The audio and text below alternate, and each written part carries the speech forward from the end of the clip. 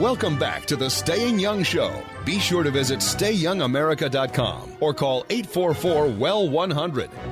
All right, coming up, we have Warren Honeycutt, author of Get Lean for Life. He's a 6-time Mr. America finalist. At 62, this guy's in better health than most 25-year-olds. I'm telling you, Google him. You're not going to believe it. Now, he enjoys perfect health and contributes it to the lifestyle of great nutrition and exercise. You guys have seen him everywhere. As soon as you Google him and you look up Warren Honeycutt, you're going to know, oh, yeah, I've seen that guy. But he's going to be on with us here just in a minute on the Staying Young Show. Warren Honeycutt, author of Get Lean for Life. I know you guys have seen him. Again, he is a 6-time Mr. America finalist, and he looks fabulous. You need to Google him. You need to go on his website because lots of great stuff there. Welcome to the show, Warren. Oh, well, thank you, Judy. And I'm going to hang up now because after that introduction, there's nothing I can do to add to any of the content. I love your accent. Is that Tennessee? It is Tennessee. My office is about 10 minutes south of a place most people have at least heard of, Graceland. Oh, yeah. All the women are wooing right now. They're like, man, he's fit, he's lean, he's muscular, and he talks like a cowboy. They can get any better than that. Before we get into the conversation, I want to tell you guys I really appreciate and not only compliment you, but you have my highest respect for what you guys do. Oh, thank you so much. That means a lot. You know, when we have another professional who's out there in the field trying to make differences in people's lives, it really means a lot. Thank you. Thank you from the bottom of all of our hearts. Well, I sincerely mean it. And we are a small army, but I'm hoping very soon to have a large army doing exactly what you guys do. Oh, yeah, absolutely. You know, we're small, but we're mighty. All right, yeah. I want to hear your story. Now, I kind of know it, but our listeners may not know it. So let's kind of go through what got you into this. Well, when I was a child and a kid and a teenager, Judy, I was overweight, and I'll just say it, I was fat. And I was a sugarholic. Coming from the South, there was tons of wonderful sugar-laden desserts. My mom, bless her heart, love her with all my heart, but she would bake me a double-layer chocolate cake with icing, homemade. I would eat one half one day and one half the next. So that was an ongoing cycle, and that was just part of the sugar. Yeah. Typically, my lunch was a deep-fried chocolate pie and a sugar-laden soft drink. I won't call a name because of brand, and I might get sued, but... They're all bad. Doesn't matter which one. It is. But all of that contributed to, even though I was an athlete, I was a heavy kid. Yeah. And I looked in the mirror one day at 16, and I had an epiphany, and I saw what everybody else was seeing. Isn't that something that we can all identify with? Yep. Other people see things that we don't see. And then all of a sudden one day, oh, wow, why hadn't I seen that? And if you hadn't seen it yet, folks, do jumping jacks in front of the mirror. I promise you'll see it. Well, that paints a picture. and, naked. You got to be naked. Yeah, oh, yeah, it has to be naked. I mean, why not? You know, it's only you and the reflection. But the point is, it was on that day, Judy, that I had a defining moment, and I made a decision. And I say this all the time, and I have an opportunity quite often to speak to live audiences, and I help them, or at least I hope help them understand that we all wish. We really do. All of us wish, but we don't decide. And a wish changes nothing. A decision changes everything. Yeah, so true. So profound. And that was what hit me at 16. And I changed my life. I didn't know what I was doing. I just knew I was going to understand why I was fat and what I needed to do to not be fat, be in shape, and do that for the rest of my life. And my hero, most people know it from the way I discuss things and talk and just address life, is Jack LaLanne. Mm-hmm. Oh, I love Jack. Me too. He was 50 years ahead of his time. Yeah, he was. Yes, sir. And I still get to see the ads on Saturday morning when I'm on the treadmill. They'll run them, for the Jack LaLanne juicer. So even posthumously, he's still generating revenue and helping people. He truly is. And, Doctor, to your point, he was, 50 years before his time. And the things, well, I'll say this. About a year ago, the president of UCLA Medical came out with a statement. It made national news.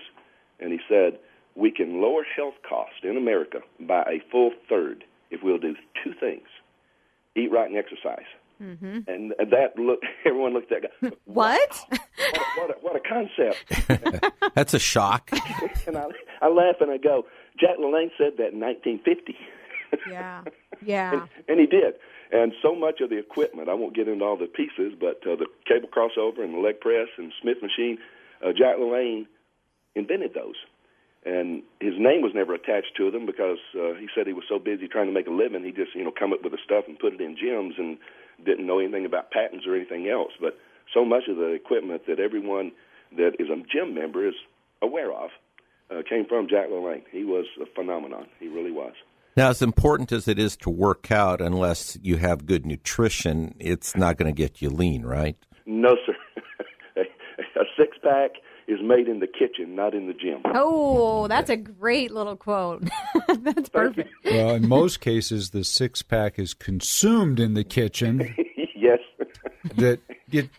And sometimes it's consumed in the gym, too. Yeah, that's true. Or after the gym. Yeah. I love to see that. Well, I don't love to see it, but it's kind of humorous to me to see the guys walking around with the power drinks that is nothing but glucose. And I know, right? Yeah, let's dump a bunch of sugar in us and then think we're healthy. And when we kind of like a marathon runner having a cigarette. Yeah, I know. When we come back from our break. Welcome back to the Staying Young Show. Here's Judy. All right, we're on with fitness guru Warren Honeycutt, author of the amazing book and system, Get Fit for Life. I'm telling you, this guy is ripped. They're guys in their 20s, 30s, 40s. Only wish they looked as good as Warren at 62. Super excited to have you on the show, Warren. I want to talk to you a minute here about our culture. Fast food, magic diet pills, infomercial. What's your take on how we as a nation, especially how this is affecting our children, but all of us, what's your take on that? My take, Judy, is we are a nation of fast fixes and fast food, and we're paying for it. Mm-hmm. The Center for Disease Control and Prevention, they released the new stats for America. And for years I talked about people, and for 7 or 8 years it was accurate, 34% being clinically obese. I was stunned when I saw the number 38%. Ugh. Now is clinically obese. Awful. But the other is 33 to 4% are overweight, heading for obesity unless there's a lifestyle change. Well, I saw one that was after the first of the new year that showed for the first time in the recent history, the number of people who had weight loss as a goal for the upcoming year had dropped. It's going down, so people are becoming more complacent with it. Like, what the hell? They're not even making it a resolution to fail at now. Now, that's sad. It really is. And 8 out of 10 of us being either overweight or obese, and you guys do this all the time, but it's talking about the result of that. Mm-hmm. And the result is a higher risk for high blood pressure, sugar diabetes, cancers of all types, strokes, dementia, Alzheimer's. They're being tied back now to nutrition. Mm-hmm. And what a price to pay for a taste on the tongue that stays there for, even if you really eat a lot, 10 minutes. Yeah, It's incredible. And my take, Judy, is that we have to address and realize, number one, the problem. Unless someone knows there's a problem, there's no reason to solve it, right? Yep. So we have to understand that, like I did when I was 16, I'm fat, and I don't like it. Mm-hmm. And there's got to be a point in a person's life, a defining moment, when there's enough pain associated with their behavior that they want to change it. And without that moment, no one ever changes. And unfortunately, America, with 8 out of 10 of us being overweight or obese, now being within normal weight ranges, is somewhat of an oddity. Well, I'm going to throw this out there, and We're the exception, not the rule. I'm going to throw this out there because I think as a female, it's probably better coming from me. We long time ago talked about this, that even Barbie came out with like a heavier, obese Barbie so that fat girls wouldn't feel bad. And then now they have, if you look at the shows that are on, they're casting more and more overweight actors and actresses. Remember back in the day when Roseanne came out, everybody was like, oh my gosh, she's like overweight. I mean, that was like a really noticeable thing. But more and more people are being put in magazines and on TV, and maybe it is a bigger representation of most of us. But do you think that falls into that complacency where it's just like, well, everybody's this size? We no longer notice the weight gain. We no longer notice that we're going down a road that's going to lead to diabetes. It's going to lead to stroke. It's going to lead to heart attack. No question, Judy, and you hit on a very, very key point, and that is our mental concept determines our habits. What is in the subconscious that we put there every day, i.e. the shows and the TV shows and the magazines, when we look at those people for models, then it's very acceptable to us to get into those habits that created in the first place. Mm-hmm. And I hope the key takeaway that we get to folks today is this. It doesn't have to be so. You don't have to be overweight. You don't have to have all of those health problems. You don't have to have all of the downside of bad nutrition and no activity. That is the key takeaway when we begin to realize we can take control of our health. Wow. That's an eye-opening experience when people realize this. Well, one thing is, go ahead. Well, I was going to say, you talked very eloquently about the person having that defining moment, but it's like a war against that. On top of it is all this advertising and conditioning through the media and so on. How do you help people fight that? What I do, Doctor, is help people understand there's 7 steps. There really are. Studied them for 35, 40 years, that develops a habit that stays as it relates to a lifestyle change. And it begins with an image and then a desire. And one of my friends, Tony Robbins, taught me... Oh, yeah, we've had Tony on the show. He's my other hero.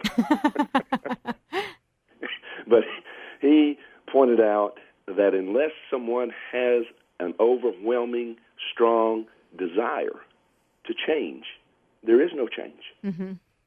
And so many people accept obesity and overweight because they feel they can't do anything about it. And again, my point is there's a plethora of things you can do to make it stick for a lifetime. I always do in January, the New Year's resolution thing. Did it the other day for a large group of Rotary people. And love the Rotary. Shout out to the Rotary. Great people. And the point is, every year I can ask people how many made the New Year's resolution, lose weight and get in shape. And most of the hands go up. And if you get into January 15, 16, 17 and ask how many are still with it, all the hands go down. Mm-hmm. And so it's almost a joke anymore that, and unfortunately, as was pointed out a while ago, now it's not even, the number one resolution. And that is sad because a healthy body is the foundation for a fulfilling life. Yep. We need to take care of our bodies. It's the only place we're ever going to have to live. And I'm pausing to let that kind of sink in for a second, because without a healthy body, the mind does not operate at its optimum. And without the mind and the thoughts being in such a way that we live a productive life, productivity as a human being goes down, and productivity as the whole citizenry goes down. Winston Churchill said, the greatest asset any nation has is the health of its citizens. Ooh, man. You're just full of great She's going to write quotes. this stuff down I know. and quote it now. I'm like, you're just full of this great but stuff. I tell patients the same thing. I say, the body's just really a vessel for the brain and its ability to function. And, the better shape you keep it in, et cetera, the better function you're going to get. And, I mean, there's all kinds of science we can back that up with. But and sometimes that helps. I mean, I think one of the problems is that, you talk about that epiphanous moment like you had when you were a young man. A lot of times people don't get that until they're laying in a hospital in a gown with their backside exposed. Yeah. And, the docs just told them they're going to get a bypass surgery the next day. And, they might have the epiphanous moment at that point, but after, by then that horse has been running for many years. Yes, sir. Well, I want to give you a chance to put out the website. Where do you want people to follow you, Warren? GetHoneycutt.com is a good place. Okay, good. And if I may, Judy, by the way, and this is I won't mention another network, but I'm doing a Sugar Busters Club. And if they go to that website, and it's free, it's just a lot of fun, and it's a support group. And our biggest culprit in America, in my opinion, but it's backed up by science, is sugar and refined flour. Oh, man, it's so true. What we're going to do, we're going to go out on our social media and we're going to talk about your Sugar Busters Club. We'll put it out on our Twitter account, which is @StayYoungMedia, and on our Facebook account, which is what is our Facebook account? Stay Young Media Group. Stay Young Media Group. But we're going to put it out there for you and really for the listeners, because I think it's a great thing that you're doing there. Don't forget, folks, the Medical Mania Trivia is coming up, and grab your pen.